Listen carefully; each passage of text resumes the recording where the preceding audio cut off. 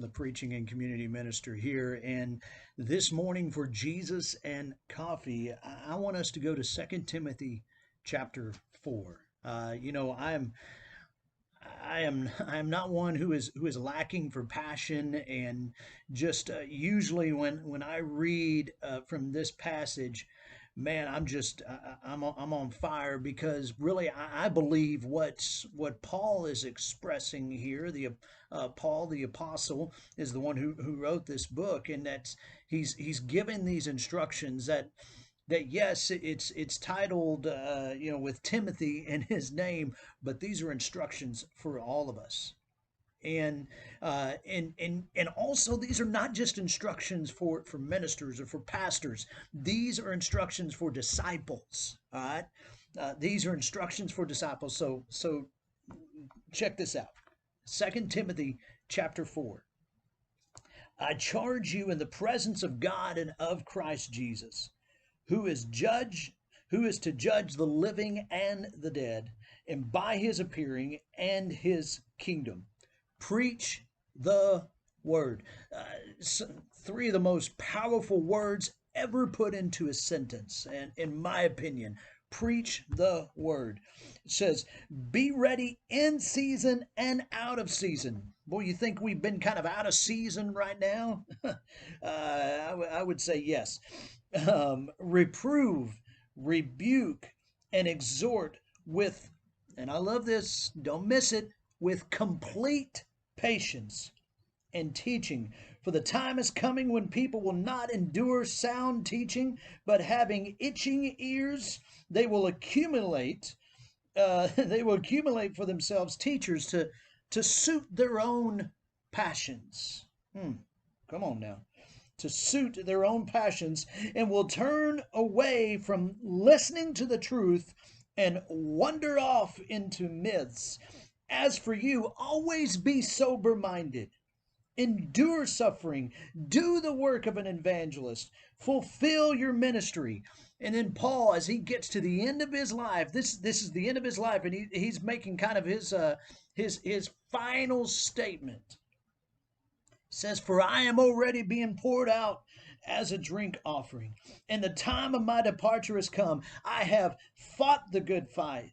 I have finished the race. I have kept the faith. Henceforth there is laid up for me the crown of righteousness, which the Lord, the righteous judge, will award to me on that day, and not only to me, but also to all who have loved his appearing.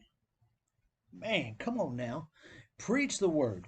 Why? Because there are seasons that we find ourselves in. There are moments that we find ourselves in when you have some that'll they don't like they don't like what this says, right? Or they don't like the way maybe even somebody interprets it. These things that we hold to, that we believe that if we hold to them, that is what is going to save us. Those things that we cling to, that we say, no, it's got to be this way and it's got to be that way, and all these things got to line up. When ultimately in the end, what is it that saves us? Jesus' blood and Jesus' righteousness. It is only by the grace of God that we have been saved. It is only by his salvation that we have the opportunity of a home with him in heaven. So when we think about this, when he says, listen, to the because the one who's going to judge both the living and the dead, he says, preach the word. Hold to that truth. Don't allow yourself to be swept away. Don't wander off into this and wander off into that. Preach the word. What does it say? What does it say? Hold on to that. So here's your challenge. Here's your challenge today.